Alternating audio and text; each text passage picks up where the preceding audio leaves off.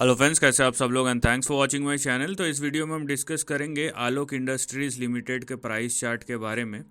और ये देखिए आप आलोक इंडस्ट्री लिमिटेड का प्राइस चार्ट।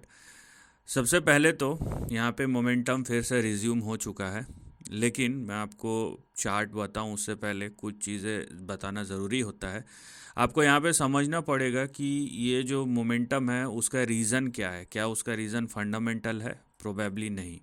उसका रीज़न जो है वो ये है कि रिलायंस इसके पीछे खड़ा है। आप देख सकते हैं रिलायंस का स्टेक है 40% का, और ये शायद और बढ़ा रहा है, इसीलिए यहाँ पे। और बाकी जो है यहाँ पे देखिए asset reconstruction company limited JM financial, यहाँ पे दिखेगा कम से कम 35% का उनका स्टेक है।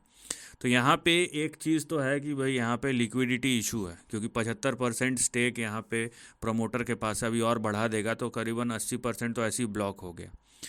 तो यहाँ पे लिक्विडिटी का इशू है, उस वजह से शेयर आपको भागता हुआ नज़र आएगा। लेकिन आपको देखना है कि भाई कंपनी का परफॉर्मेंस क्या है, वो भी मैटर करता है। यहाँ पे देखिए बुक वैल्यू नेगेटिव में चल रहा है और मार्केट कैप 16,000 करोड़। तो अगर आप इस चीज़ को रिज़र्व देखिए, मैं जनरली बताता नहीं हूँ, लेकिन कुछ चीज़ें हैं कि सिर्फ आपको मोमेंटम के पीछे भागना है तो आपको समझना पड़ेगा कि अगर जब ये नीचे भी गिरेगा ना, बहुत तेज़ी से गिरेगा। ये डज़ नॉट मैटर, क्योंकि मार्केट का अपना एक फंक्शन होता है, किसने बैक किया है या अच्छी कंपनी बुरी कंपनी नहीं। बात यह है कि शेयर ऊपर जाते हैं और शेयर नीचे भी आते हैं। अगर ऐसा नहीं होता तो बड़ी बड़ी कंपनी जो सबसे टॉप नॉच कंपनी है उनके शेयर्स भी करेक्ट करते हैं, फिर नहीं करते क्योंकि उनके पास तो फंडामेंटल बैकिंग भी, उनके फंडामेंटल तो सबसे अच्छे रहते हैं। तो फिर वो कंपनीज़ में करेक्शन क्यों आता है? तो आपको ये बात भी समझनी है। नो डाउट आप कीजिए, यहाँ पे मोमेंटम बहुत अच्छा है। और आप अगर मोमेंटम में जाते हैं तो आपको समझना पड़ेगा कि मोमेंटम के बाद रिस्क आएगा, और जब रिस्क आएगा और अगर आप उसको नहीं समझ पाएंगे तो फिर आप ट्रैप में फंस सकते हैं। ये चीज़ आपको समझना चाहिए। Now talking about the price chart, तो आपको क्लियरली दिख रहा है मोमेंटम बहुत स्ट्रांग है। तो जहाँ पे 30 रुपीज़ जो है 30 रुपये, ये आपका सपोर्ट हो जाएगा। और 24.8 जो है ये आपका स्टॉप लॉस हो जाएगा। तो 24 रुपये के नीचे मत जाइए, नहीं तो फिर से करेक्शन शुरू हो जाएगा।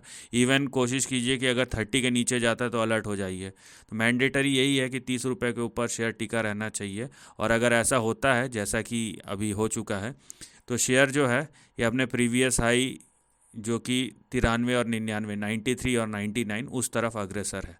तो बेसिकली अगर आलोक इंडस्ट्रीज़ का प्राइस 30 रुपीज़ के ऊपर है तो ये जो हाईलाइटेड सेक्शन है वो एक्टिव है। लेकिन मैं फिर से बोलूँगा कि कभी कभी रहता है हम रैली के पीछे भागते हैं, ठीक है, मोमेंटम को हम ट्रेस करते हैं या हम जो करंट मोमेंटम है उसको प्ले करने की कोशिश करते हैं। कोई गलत नहीं है उसमें, लेकिन आपको उसका रिस्क और रिवॉर्ड दोनों मेजर करना आना चाहिए। और अगर गलत फंस गए तो उसके कॉन्सिक्वेंस के लिए भी तैयार रहना चाहिए। ये जो चीज़ है ये सबसे ज़रूरी है, क्योंकि बाज़ार एक जैसा कभी नहीं रहता है। मार्केट ऑलवेज मूव्स, और आपको मार्केट के मूवमेंट के हिसाब से अपने आप को अलाइन करना पड़ता है, ना कि आपके हिसाब से या मेरे हिसाब से मार्केट चलेगा। So this is the end of the video. Thanks for watching.